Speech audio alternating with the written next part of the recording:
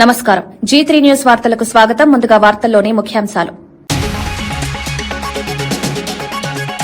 కర్ణుడిలా స్నేహితులకు సహాయం చేస్తారన్న సీఎం రేవంత్ వ్యాఖ్యలు, స్నేహితుల పట్ల బాధ్యత మర్చిపోనని సీఎం రేవంత్ రెడ్డి వ్యాఖ్యలు, విమర్శలొచ్చినా నమ్మిన మార్గంలోనే ముందుకు వెళ్తానన్న రేవంత్, వ్యక్తిగత సంబంధాలను కాపాడడం తన స్వభావమన్న సీఎం రేవంత్.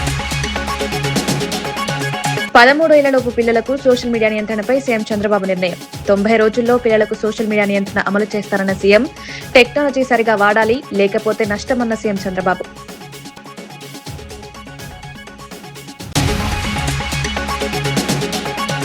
కరీంనగర్ జిల్లాలో ప్రజాపాలన ప్రణాళికపై మంత్రి తుమ్మల సమీక్ష.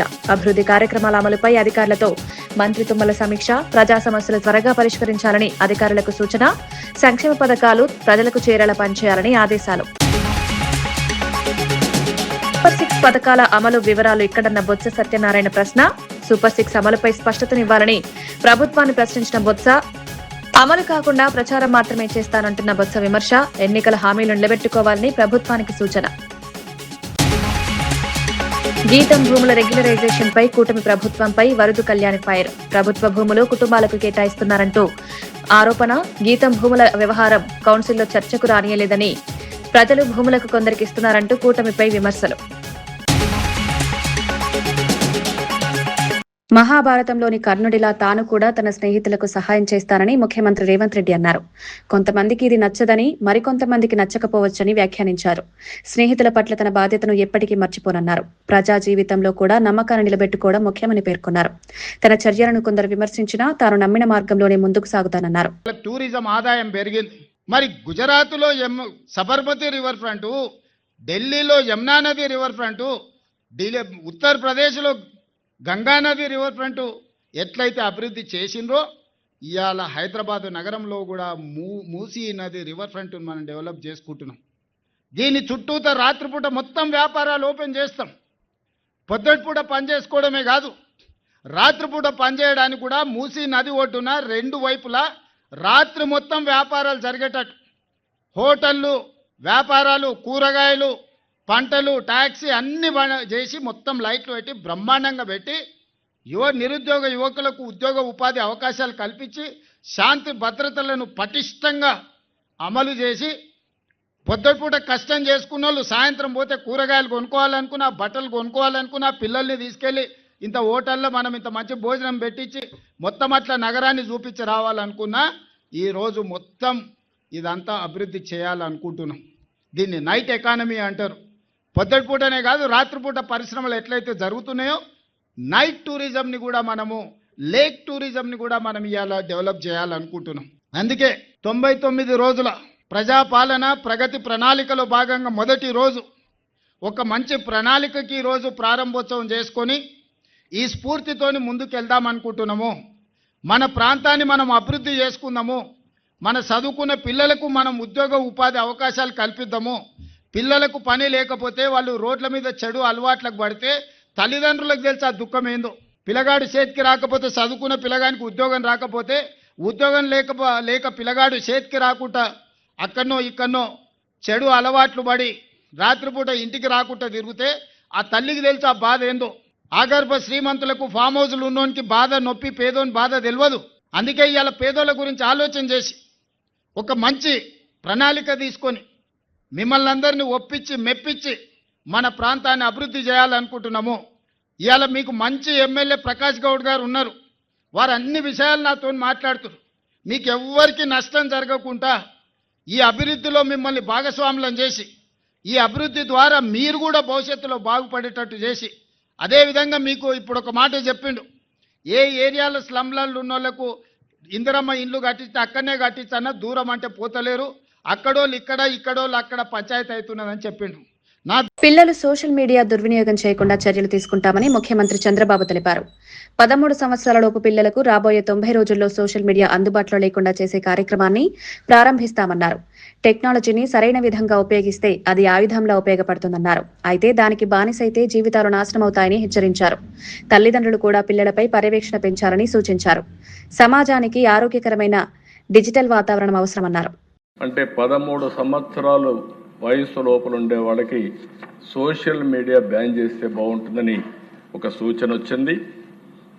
తప్పకుండా తొందరలోనే 90 డేస్లో 13 సంవత్సరాల లోపల ఉండేవాళ్ళు సోషల్ మీడియాకు అందుబాటు లేకుండా చేసే కార్యక్రమానికి శ్రీకారం చుడతాం. 13, 16 సంవత్సరాలు చర్చ చేస్తున్నాం. అందరూ ఒప్పుకుంటే దాన్ని కూడా ఏం చేయాలని ఆలోచిద్దాం. సూపర్ 6 పథకాలు సూపర్ హిట్ అంటూ ప్రచారం చేస్తున్నారని, కానీ వాటి అమలు వివరాలు ఎక్కడ ఉన్నాయని బొత్స సత్యనారాయణ ప్రశ్నించారు. నిరుద్యోగ భృతి, ఆడబిడ్డ నిధి వంటి కీలక పథకాలపై ఎప్పటికీ స్పష్టత లేదన్నారు. ఈ పథకాలను ఎప్పుడు అమలు చేస్తారో ప్రభుత్వం చెప్పాలని డిమాండ్ చేశారు. అమలు చేయకుండా ఇప్పటికే పూర్తి చేసినట్లు ప్రచారం చేయడం సరైంది కాదన్నారు. ప్రజలకు ఇచ్చిన హామీలను ప్రభుత్వం నిలబెట్టుకోవాలని సూచించారు. ప్రజలకు స్పష్టమైన సమాధానం ఇవ్వాలని డిమాండ్ చేశారు. ఈ అంశంపై ప్రభుత్వం వెంటనే వివరాలు వెల్లడించాలన్నారు. 3 సూపర్ 6 సంవత్సరాలు ఎక్కడున్నాయి? ఈ పుస్తకం ఎక్కడ శిక్ష నిరుద్యోగ వృత్తి ఎక్కడ ఉంది? 50 సంవత్సరాలు మహిళలకు వచ్చి ఇస్తుందా? అది ఎక్కడ ఉంది? ఎక్కడ 18 సంవత్సరాలు 15 కాబట్టి మేము అడుగుతుంది ఏంటంటే వాస్తవాల్ని ఇవాళ కాదు రేపు, ఇవాళ కాబట్టి రేపిస్తామని చెప్పండి, రేపు కాబట్టి తెలుగు ఇస్తామని చెప్పండి. అంతేగాని అయిపోయింది ఏ రకంగా అయిపోద్ది?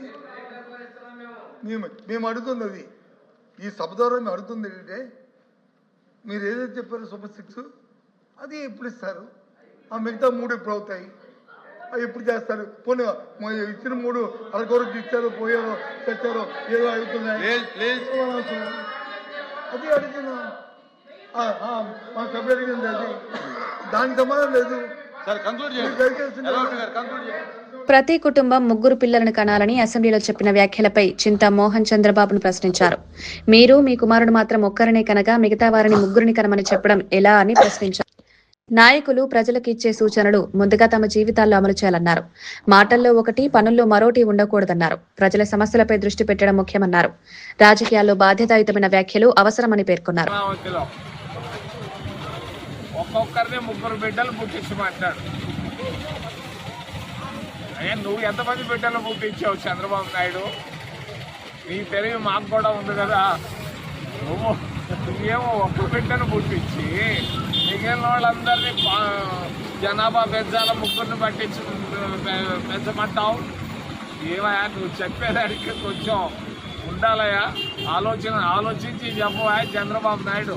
నువ్వు 3 బిడ్డలను పుట్టించి 3ని పుట్టించమంటే ఓకే, వింటాం మేమందరం. నువ్వేమో ఒక బిడ్డను ఏమో లోకేష్ తర్వాత ఇంకెవరు బిడ్డలు పుట్టించలేకపోయినావా? పుట్టించి నువ్వు చెప్పిండాలా. ఏం చెప్తుండావో, నువ్వు ఏం చెప్తావో, ఏం చేస్తావో ఊరికి అర్థం కావటం లేదు. మరి నీ బిడ్డ లోకేష్ అన్నా 3 బిడ్డలు పుట్టించి అయ్యా మీరు కూడా 3 బిడ్డలు పుట్టించండి అని అంటే బాగుంటాం. అట్టలేదే, నీ బిడ్డ కూడా ఒకే బిడ్డను కానీ మిగిలిన వాళ్ళందరినీ నాయుడుపేటలో ఉన్నవాళ్ళు 3 బిడ్డలు పుట్టించమంటే అట్ట స్వామి? ఏంటి నువ్వు మాట్లాడేది ఏంది? నువ్వు చెప్పేది ఏంది? చేస్తుండేది ఏంది? నీకు ఏందో నాకైతే అర్థం కావట్లా నీ సమస్య. బీఆర్ఎస్ పార్టీకి ప్రజల్లో ఆదరణ పెరుగుతుందని తెలిసి సీఎం రేవంత్ రెడ్డి డైవర్షన్ రాజకీయాలకు తెరలేపుతున్నారని బీఆర్ఎస్ జనరల్ సెక్రటరీ విమర్శించారు. కాంగ్రెస్ ప్రభుత్వం ప్రకటించిన 99 రోజుల ప్రణాళిక హాస్యాస్పదంగా ఉందన్నారు. ఇప్పటికే ప్రతి ప్రభుత్వ కార్యాలయంలో అధికారులు చేసే పనులనే 99 రోజుల ప్రణాళికగా ప్రకటించడం సరైన విధానం కాదన్నారు. తెలంగాణలో ప్రగతి పాలన జరుగుతోందని చెప్పడం తప్పని అన్నారు. ప్రస్తుతం ప్రజలపై ప్రతీకార పాలన నడుస్తోందని ఆరోపించారు. ప్రభుత్వ చర్యలు ప్రజలకు ఉపయోగపడేలా ఉండాలని సూచించారు. మరొక అటెన్షన్ డైవర్షన్ కార్యక్రమానికి తెరలేపింది. మరి రేవంత్ రెడ్డి గారు అంటేనే రామ్జీ నగర్ గ్యాంగుల్లో ఎట్లయితే దృష్టి మరల్చి బంగారం ఎత్తుకపోతారో అదే విధంగా 6 గ్యారంటీల అమలు చేయడం చేతకాక ప్రతిసారి కూడా ప్రజలు ఈ 6 గ్యారంటీల మీద అడిగినప్పుడు, మరి ముఖ్యంగా భారత రాష్ట్ర సమితి 6 గ్యారంటీల మీద వీరోచిత పోరాటం చేస్తూ ప్రజల గుండెల్లో స్థానం సంపాదించుకుంటున్న ప్రతిసారి కూడా రేవంత్ రెడ్డి గారు అటెన్షన్ డైవర్షన్ చేస్తున్నారు. ఈ 2.5 సంవత్సరాల్లో కాళేశ్వరంలో మేడిగడ్డను కూలగొట్టి పీసీ గోస్ కమిషన్ వేసి అటెన్షన్ డైవర్షన్. అదే విధంగా ఎలక్ట్రిసిటీ కేసీఆర్ గారు 20,000 మెగావాట్ల ఎలక్ట్రిసిటీని విద్యుత్ ఉత్పాదనను పెంచితే దాని మీద జస్టిస్ నరసింహారెడ్డి కమిషన్ వేశారు. కేటీఆర్ గారు మొబిలిటీ వ్యాలీ అని చెప్పి తెలంగాణను విద్యుత్ వాహనాల కేంద్రంగా తయారు చేయాలని తలిస్తే వారి మీద ఫార్ములా ఈ కేసు పెట్టారు. హరీష్ రావు గారు ప్రతిరోజు కూడా ఈ 6 గ్యారంటీల అమలును కానీ లేకపోతే తెలంగాణ రైతులకు నీళ్లలో మరి అన్యాయం జరుగుతూ ఉన్నది, పోరాడి తెచ్చుకున్న తెలంగాణలో నీళ్ల విషయంలో అన్యాయం జరుగుతుందంటే వారి మీద కూడా పంజాగుట్టలో అక్రమ కేసులు పెట్టారు. ఇప్పుడు ట్యాపింగ్ అని చెప్పేసి ధారావాహిక సీరియల్ నడుస్తూ ఉన్నది. ఇవన్నీ కాదు, అయినా కూడా బీఆర్ఎస్ పార్టీ లొంగకుండా వీరోచిత పోరాటం ప్రజల కోసం చేస్తూ ఉంది.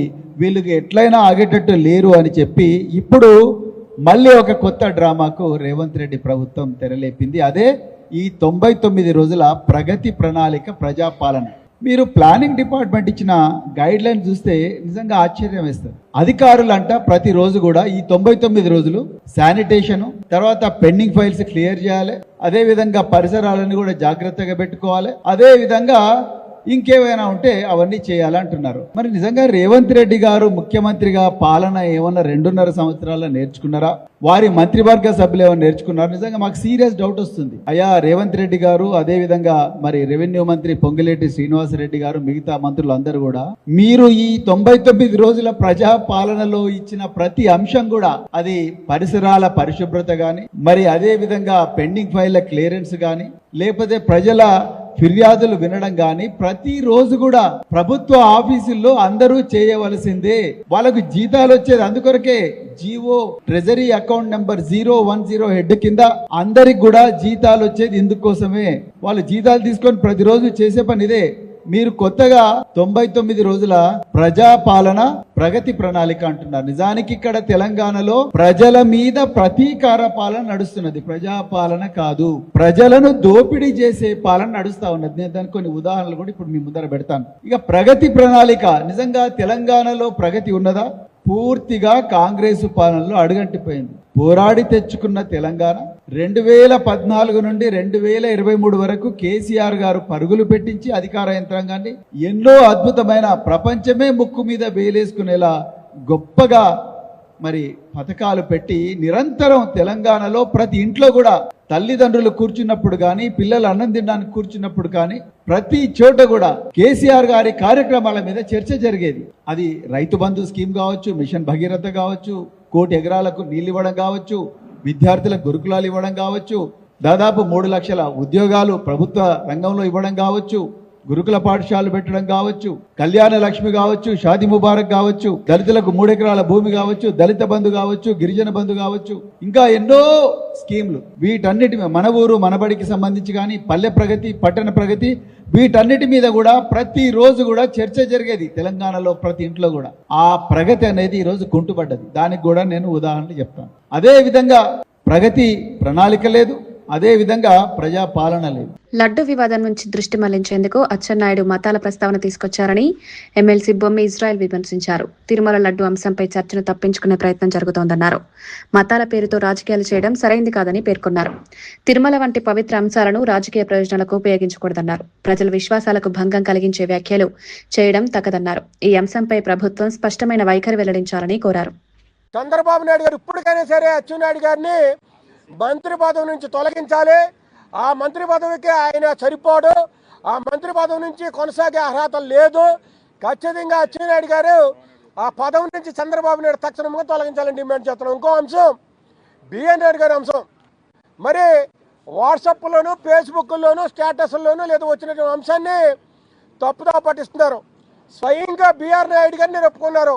32 సంవత్సరాల నుంచి మాకు ఆ కుటుంబం నుంచి మాకు అవినాభావ సంబంధం ఉంది, మా ఇద్దరి మధ్యన బంధాలు ఉన్నాయని చెప్పినటువంటి బిఆర్ నాయుడు గారి కోసం బిఆర్ నాయుడు గారికి చంద్రబాబు నాయుడు గారికి సంబంధం ఏంటి? బిఆర్ నాయుడు గారికి అచ్చెన్నాయుడు గారికి సంబంధం ఏంటి? బిఆర్ నాయుడు గారికి లోకేష్ నాయుడు గారికి సంబంధం ఏంటి? బిఆర్ నాయుడు గారికి పవన్ నాయుడు గారికి సంబంధం ఏంటని మేము అడుగుతున్నాం. బిఆర్ నాయుడు గారి మీద చర్చ పెట్టండి, వాయిదా తెరవడంతో దాన్ని తిరస్కరించారు. అసలు బిఆర్ నాయుడిని మీరు తొలగిస్తారా, తొలగించరా?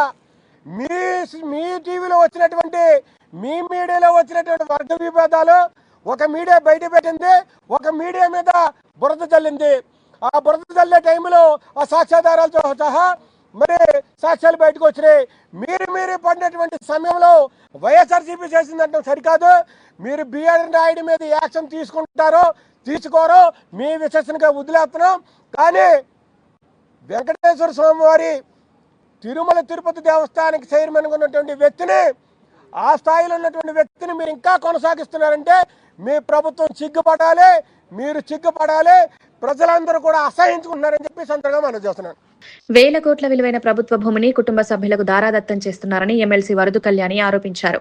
గీతం యూనివర్సిటీ కబ్జా చేసిన భూములను రెగ్యులరైజ్ చేయడాన్ని ఆపాలని వైఎస్ఆర్సీపీ పార్టీ డిమాండ్ చేస్తోందన్నారు. ఈ అంశంపై కౌన్సిల్లో చర్చ జరగాలని కోరినా ప్రభుత్వం నిరాకరించిందని విమర్శించారు. ప్రజల ఆస్తులను కొందరికి అనుకూలంగా మార్చే ప్రయత్నాలు జరుగుతున్నాయని ఆరోపించారు. ప్రభుత్వ భూముల విషయంలో పారదర్శకత ఉండాలన్నారు. ఈ అంశంపై పూర్తి వివరాలు బయటపెట్టాలని డిమాండ్ చేశారు. మా శాసన మండలిలో ఈ రెగ్యులరైజేషన్ ఆపండి, గీతం విద్యా సంస్థ కబ్జా చేసిన భూమి మళ్ళీ ప్రభుత్వం స్వాధీనం చేసుకోవాలి, దీని మీద చర్చ కావాలి అని వాయిదా తీర్మానం పెడితే దాన్ని అంగీకరించలేదు. చంద్రబాబు నాయుడు గారు ఇంత అన్యాయంగా తన కుటుంబంలో వ్యక్తులకి 54.79 ఎకరాలు, దాని విలువ ఇంచుమించు 5,000 కోట్ల విలువైన భూమిని దారాదత్తం చేయడానికి పూనుకోవడం ఎంతవరకు సమంజసమని నేను అడుగుతూ ఉన్నాను. ఇంతవరకు తీసుకుంటే విశాఖపట్నంలో 99 పైసలకి తన బెనామీలకి తన అనుయాయులకి భూములు కట్టబెడుతూ ఉన్నారు చంద్రబాబు నాయుడు గారు, ఈ కూటమిలో ప్రభుత్వంలో ఉన్న వ్యక్తులు. ఈ రోజు తీస్తే ఏకం తన కుటుంబ సభ్యులకే చంద్రబాబు నాయుడు గారు 5,000 కోట్ల రూపాయల విలువైన భూమిని కట్టబెట్టడానికి ప్రయత్నిస్తూ ఉన్నారంటే ఎంతగా బరి తెగించారో మనం అర్థం చేసుకోవచ్చు. ఈరోజు చూసుకుంటే విశాఖపట్నంలో ఇదే భరత్ గారికి 5 లక్షల ఓట్ల మెజారిటీ ఇచ్చారు ప్రజలు. ఇప్పుడు 5,000 కోట్ల భూమిని దోచుకుంటున్నారు. అలాగే 7 ఎమ్మెల్యే సీట్లు ఈ కూటమికి ఇవ్వడం జరిగింది. రిటర్న్ గిఫ్ట్గా 5,000 కోట్ల రూపాయలు విలువైన 54 ఎకరాలు వీళ్ళు దోచుకుంటూ ఉండే పరిస్థితి చూస్తూ ఉన్నాం. చంద్రబాబు నాయుడు గారు ఎన్నికల టైంలో చెప్పారు విశాఖపట్నంని ఫైనాన్షియల్ క్యాపిటల్ చేస్తాము అనేసి. ఫైనాన్షియల్ క్యాపిటల్ చేయలేదు సరికదా, ఈరోజు దోపిడీ క్యాపిటల్గా చేసిన పరిస్థితి మనం చూస్తూ ఉన్నాం. అసలు ఒక బీసీ మహిళ అయిన మేయర్ని ఆ రోజు దించేశారు అడ్డగోలుగా, అన్యాయంగా కార్పొరేటర్స్ని కొని దించేయడం జరిగింది. ఎందుకని ఆ రోజు విశాఖపట్నం ప్రజలందరూ బాధపడ్డారు. ఈరోజు అర్థమైంది. ఎందుకంటే మా వైఎస్ఆర్ కాంగ్రెస్ పార్టీ ఎన్నుకున్న మేయర్ని దించేయడం ద్వారా, వాళ్ళ మేయర్ని అడ్డగోలుగా ఎన్నుకోవడం ద్వారా ఈ గీతం భూ కబ్జా ఈజీగా చేయొచ్చు, కబ్జా చేసిన భూమిని రెగ్యులరైజ్ చేయొచ్చు అనే ఉద్దేశంతో చేయడం జరిగింది. ఆ గీతం ఎదురుగానే రిషికొండలో తీసుకుంటే జగనన్న ప్రభుత్వ భూమిలో ప్రభుత్వ భవనాలు కడితే నానా యాగీ చేసి చాలా హడావుడి చేశారు. మరి ఇప్పుడు ప్రభుత్వ భూమిని ప్రైవేట్ విద్యా సంస్థ కబ్జా చేసి దాన్ని రెగ్యులరైజ్ చేసేస్తూ ఉన్నారు. ఇప్పుడు పవన్ కళ్యాణ్ గారు లాంటి వాళ్ళు ఎటువంటి యాగీ చేయట్లేదు, కనీసం దాని మీద మాట్లాడిన పరిస్థితి చూస్తూ ఉన్నాం. ఇలా ప్రభుత్వ భూములన్నీ ప్రైవేటు సంస్థలకి దారాదత్తం చేస్తూ ఉంటే, అది కాకుండా వాళ్ళు కబ్జా చేస్తే దాని మీద ల్యాండ్ గ్రాబింగ్ కేసు పెట్టాల్సింది పోయి వాటిని రెగ్యులరైజ్ చేస్తూ ఉంటే పేదలకి రేపొద్దున్న ఏమి స్థలాలు మిగులుతాయి అని మేము అడుగుతూ ఉన్నాము. మా విశాఖపట్నంలో తీసుకుంటే రోడ్డు పక్క చిన్న చిన్న బడ్డీ కొట్లు వేసుకొని బ్రతుకు తెరువు తీర్చుకునే వాళ్ళు ఉన్నారు చాలామంది పేద ప్రజలు. అలాంటి వాళ్ళకి బుల్డోజర్స్ ఉపయోగించి ఆ బడ్డీ కొట్లని తొలగించిన పరిస్థితి మనం చూసాం. అలాగే అదే విశాఖపట్నంలో పేదవాళ్ళు ఒక 1/2 సెంటు స్థలంలో ఇల్లు లేక వాళ్ళు చిన్న చిన్న పాకలు వేసుకుంటే ప్రొక్లైనర్స్ పెట్టి వాటిని తొలగించిన పరిస్థితి మనం చూసాము. అంటే పేదలకు మాత్రం అక్కడ ప్రభుత్వ స్థలాలు కనీసం వాళ్ళు బ్రతుకు తెరువుకు కూడా వాడుకోవడానికి వీళ్ళు ఇవ్వరు. కానీ చంద్రబాబు నాయుడు గారి కుటుంబ సభ్యులే 5,000 కోట్ల రూపాయల విలువైన భూముల్ని ఈ విధంగా దోచుకోవడం ఎంతవరకు సమంజసమని మేము అడుగుతూ ఉన్నాము. దాని మీద మాట్లాడడానికి ఆ సాక్ష్యాధారాలన్నీ కౌన్సిల్లో పెట్టడం కోసం మేము వాయిదా తీర్మానం అడిగితే వాళ్ళు వాయిదా తీర్మానాన్ని రిజెక్ట్ చేయడం జరిగింది. అలాగే మనం చూస్తే 2012లో గవర్నమెంట్ రెవెన్యూ శాఖ ఒక జీవో ఇచ్చింది, ప్రభుత్వ భూమిని ప్రైవేటు సంస్థలకు ఇవ్వకూడదు అని చెప్పేసి. అలాగే 2011లో సుప్రీంకోర్టు జగ్పాల్ సింగ్ కేసులో చెప్పింది ఏంటంటే స్థానిక సంస్థల ఆధీనంలో ఉన్న భూమిని ప్రైవేటు సంస్థలకు ఇవ్వకూడదు అని చెప్పి కోర్టు తీర్పు ఇవ్వడం జరిగింది. అయినా కూడా వీటిని కూడా వీళ్ళు ఫాలో అవ్వట్లేదు. అంటే అధికారులకు కానీ చంద్రబాబు నాయుడు గారికి కానీ కూటమిలో ఉన్న వ్యక్తులకు కానీ సుప్రీంకోర్టు అన్నా వీళ్ళకి ఎటువంటి భయం లేదు, గౌరవం లేదు. ఎంతసేపు కూడా భూ కబ్జాలు చేద్దాం లేదా ప్రభుత్వ భూమిని తన అనుయాయులకి దోపిడీ చేద్దాం అనే ఉద్దేశంలో ఈ రాష్ట్రంలో పరిపాలన సాగుతూ ఉండే పరిస్థితి మనం చూస్తూ ఉన్నాము. అసలు దీన్ని మేము తీవ్రంగా వ్యతిరేకిస్తూ ఉన్నాము. ఆ గీతం విద్యా సంస్థ కబ్జా చేసిన 54 ఎకరాలు కూడా మళ్ళీ ప్రభుత్వమే స్వాధీనం చేసుకునేంత వరకు కూడా మా వైఎస్ఆర్ కాంగ్రెస్ పార్టీ తరఫున ఈ విధంగా పోరాటం కొనసాగిస్తామని తెలియజేస్తూ ఉన్నాను. తిరుమలకి సంబంధించిన జీవో 746 అంశంపై మాజీ మంత్రి సవాల్ విసిరారు. ముఖ్యమంత్రి జీవో 746 రద్దు చేస్తానని చెప్పిన వీడియోను తమ నాయకుడికి ఇచ్చింది తానేనన్నారు. ఈ వీడియో డీప్ ఫేక్ అయితే తనపై కేసు పెట్టాలని సవాల్ చేశారు. అది ఫేక్ వీడియో అయితే వెంటనే తనను అరెస్ట్ చేయాలన్నారు. ప్రజల ముందు నిజాలు బయట పెట్టాలన్నారు. ఈ అంశంపై స్పష్టత రావాలని డిమాండ్ చేశారు. మా నాయకుడికి ఆ వీడియో తెచ్చి నేనే ఇచ్చా. ఆ వీడియో మీకు కూడా పంపిస్తా. అది ఫేక్ అయితే, డీప్ ఫేక్ అయితే, ఏఐ అయితే దాన్ని నా మీద కేసు కట్టి లోపలే. నువ్వు చంద్రబాబు నాయుడు గారు మీరు మాట్లాడినటువంటి తిరుపతి 7 కొండల ప్రాంతాన్ని తగ్గించి 27.4 కిలోమీటర్ల కింద చేస్తాను, జూవో 746 రద్దు చేస్తానని చెప్పి మీరు మాట్లాడారు.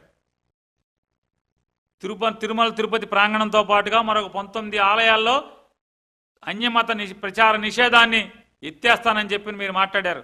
ఈ 2 ఆడియో వీడియో మీరు హెలికాప్టర్లో దిగింది, హెలికాప్టర్లో మిమ్మల్ని రిసీవ్ చేసుకున్నది, మీరు బైబిల్ మిషన్లోకి లోపలికి వెళ్ళి డయాస్ మీద కూర్చుని మాట్లాడింది, మీరు వచ్చిన ముందు రోజో మీరు వచ్చిన వెనకటి రోజో చిరంజీవి గారు కూడా అదే డయాస్ మీదకి వెళ్ళాడు. అదే అక్కడే మీటింగ్లో పాల్గొన్నాడు, బైబిల్ మిషన్ మీటింగ్లో. ఇది సాక్ష్యం, ఇది యథార్థం. నేను ఆ వీడియో మీకు ఇస్తాను, చేయండి.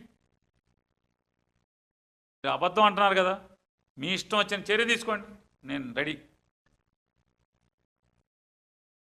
బైబిల్ మిషన్ కిరణ్ గారు కూడా ఉన్నారు కదా, ఆయన బైబిల్ మిషన్ కిరణ్ బాబు గారు ఉన్నాడు. మా దాంట్లో మత పెద్దలు ఎవరైనా ఉన్నారో లేదో తెలియదు. మీ పుల్లారావు గారు ఉన్నాడు, నక్క ఆనందబాబు ఉన్నాడు ఆ వీడియోలో మీతో పాటు, ఇంకా చాలామంది ఉన్నారు. మీరు మాట్లాడి ఇవాళ జగన్ గారి తండ్రి గారి గురించి, రాజశేఖర రెడ్డి గారి గురించి మాట్లాడతారు. సావాసంగా తిరిగావే కానీ కొన్నాళ్ళు, తప్పు కదా ఇది. ఒక స్నేహితుడి గురించి, పాత స్నేహితుడి గురించి ఇంత అసహ్యంగా, ఇంత నిర్లజ్జగా మాట్లాడటం అనేది. ఉమ్మడి కరీంనగర్ జిల్లాలో ప్రజాపాలన ప్రగతి ప్రణాళిక అమలుపై సన్నాహక సమావేశం నిర్వహించారు. ఇన్ఛార్జ్ మంత్రి తుమ్మల నాగేశ్వరరావు ఆధ్వర్యంలో జరిగిన ఈ సమావేశంలో మంత్రి పొన్నం ప్రభాకర్, స్థానిక ఎమ్మెల్యేలు పాల్గొన్నారు. జిల్లాలో చేపట్టనున్న అభివృద్ధి కార్యక్రమాలపై అధికారులు, ప్రజాప్రతినిధులతో కలిసి సమీక్ష నిర్వహించారు. ప్రభుత్వం చేపట్టిన సంక్షేమ పథకాలు ప్రజలకు చేరేలా సమన్వయంతో పనిచేయాలని ఆదేశించారు. గ్రామ స్థాయిలో సమస్యలను గుర్తించి వెంటనే పరిష్కరించే విధంగా ప్రణాళిక అమలు చేయాలని తెలిపారు. అభివృద్ధి కార్యక్రమాలు సమర్థవంతంగా జరిగేలా చర్యలు తీసుకోవాలని సూచించారు.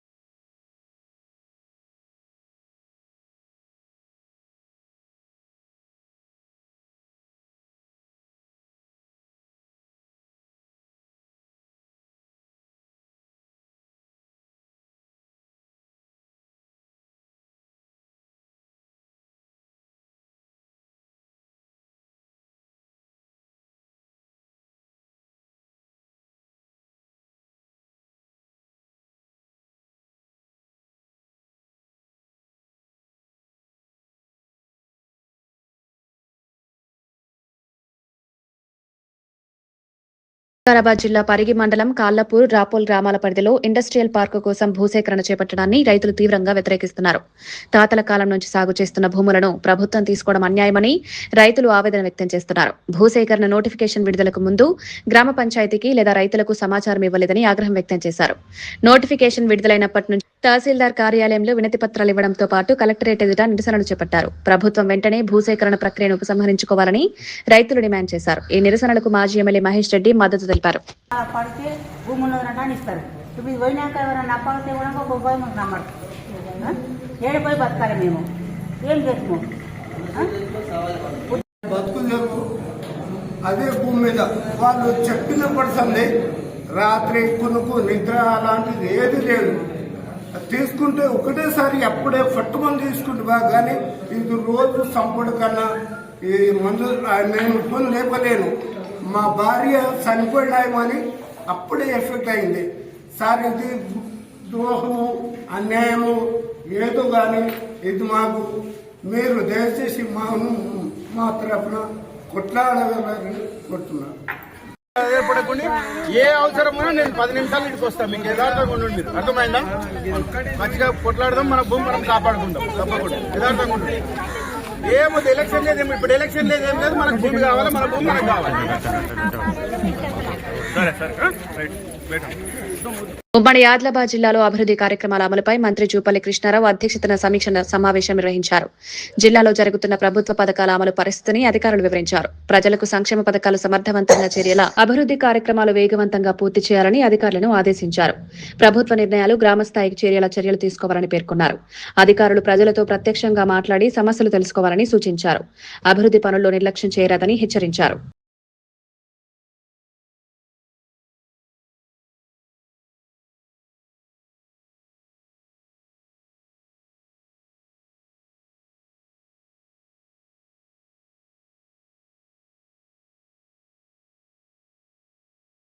మహబూబ్ నగర్ జిల్లాలో ప్రజాపాలన ప్రగతి ప్రణాళిక అమలుపై సమీక్ష సమావేశం నిర్వహించారు. జిల్లాలో జరుగుతున్న అభివృద్ధి కార్యక్రమాల పురోగతిని అధికారులు వివరించారు. ప్రజలకు ప్రభుత్వ పథకాలు సమర్థవంతంగా చేరేలా చర్యలు తీసుకోవాలని సూచించారు. గ్రామ స్థాయిలో సమస్యలను గుర్తించి త్వరగా పరిష్కరించాలని అధికారులను ఆదేశించారు. ప్రభుత్వం చేపట్టిన సంక్షేమ కార్యక్రమాలపై ప్రజలకు అవగాహన కల్పించాలన్నారు. ప్రజాప్రతినిధులు అధికారులు సమన్వయంతో పనిచేయాలని సూచించారు. ప్రజల అవసరాలకు అనుగుణంగా చర్యలు తీసుకోవాలని సమావేశంలో నిర్ణయించారు. So I request the collector to concentrate on drinking water, water distribution wherever the pipeline is there, and whatever the అనుభవాలు ఆ ప్రాంతము, ఆ మండలు, ఆ గ్రామంలో గతంలో ఏ రకంగా ఇబ్బందులు ఉంటే ఇప్పుడు ఆ ఇబ్బందులు అధిగమించాలంటే మనం ఏ చర్యలు తీసుకోవాలని ప్రధానంగా ఈ డ్రింకింగ్ వాటర్ విషయం వరకు మనం అప్రమత్తంగా ఉండాలి. అదే రకంగా ఈ హాస్పిటల్ డెవలప్మెంట్ సొసైటీ నిర్వహిస్తున్నది కూడా శ్రీనివాస్ రెడ్డి గారు దానిపైన కూడా ఒక నోట్ నాకు ఇవ్వండి. మీరు అందరూ కలెక్టర్ కార్యక్రమంలో అన్నింటిలో ముఖ్యమైనది ట్రైనింగ్ ప్రోగ్రామ్. ఈ ట్రైనింగ్ ప్రోగ్రామ్ మీ అందరూ ఉంటారు కనుక మీకు గ్రాంట్స్ ట్రైనింగ్ ప్రోగ్రామ్ ఢిల్లీ గంటలు. వార్తలు ముగించే ముందు ముఖ్యాంశాలు మరోసారి. కర్ణుడిలా స్నేహితులకు సహాయం చేస్తారన్న సీఎం రేవంత్ వ్యాఖ్యలు. స్నేహితుల పట్ల బాధ్యత మర్చిపోనని సీఎం రేవంత్ రెడ్డి వ్యాఖ్యలు. విమర్శలొచ్చినా నమ్మిన మార్గంలోనే ముందుకు వెళ్తానన్న రేవంత్. వ్యక్తిగత సంబంధాలను కాపాడడం తన స్వభావమన్న సీఎం రేవంత్. 13 ఏళ్లలోపు పిల్లలకు సోషల్ మీడియా నియంత్రణపై సీఎం చంద్రబాబు నిర్ణయం. 90 రోజుల్లో పిల్లలకు సోషల్ మీడియా నియంత్రణ అమలు చేస్తారన్న సీఎం. టెక్నాలజీ సరిగా వాడాలి, లేకపోతే నష్టమన్న సీఎం చంద్రబాబు.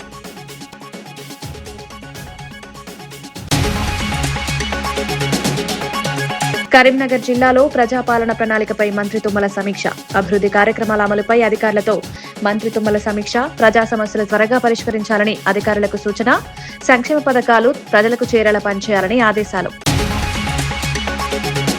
సూపర్ 6 పథకాల అమలు వివరాలు ఇక్కడన్న బొత్స సత్యనారాయణ ప్రశ్న. సూపర్ 6 అమలుపై స్పష్టతనివ్వాలని ప్రభుత్వాన్ని ప్రశ్నించిన బొత్స. అమలు కాకుండా ప్రచారం మాత్రమే చేస్తానంటున్న బొత్స విమర్శ. ఎన్నికల హామీలు నిలబెట్టుకోవాలని ప్రభుత్వానికి సూచన. గీతం భూముల రెగ్యులరైజేషన్ పై కూటమి ప్రభుత్వంపై వరదు కళ్యాణి ఫైర్. ప్రభుత్వ భూములు కుటుంబాలకు కేటాయిస్తున్నారంటూ ఆరోపణ. గీతం భూముల వ్యవహారం కౌన్సిల్లో చర్చకు రానియలేదని, ప్రజలు భూములకు కొందరికి ఇస్తున్నారంటూ కూటమిపై విమర్శలు. ఇవి ఈనాటి వార్తా విశేషాలు. మరో బులెటిన్లో మళ్లీ కలుద్దాం. నమస్కారం.